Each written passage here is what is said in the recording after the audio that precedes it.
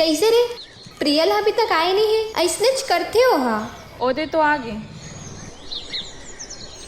कैसे तुला सुआ नाचे जाए के मन नहीं करेगा? मन तो करते रे, फिर मैं सोचता हूँ कि जैसे गरबा मन पर बड़े बड़े आयोजन होते वैसे वो सुआ पर भी होतीस तो कितना अच्छा होतीस ना।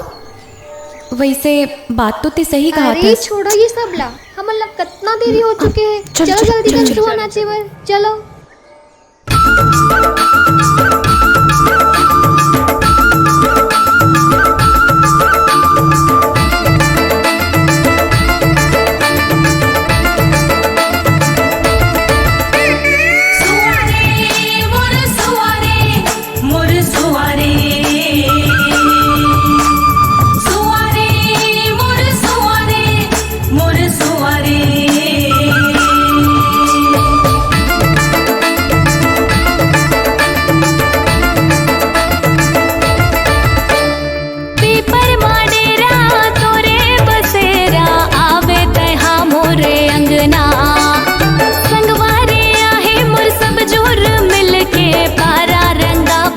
करना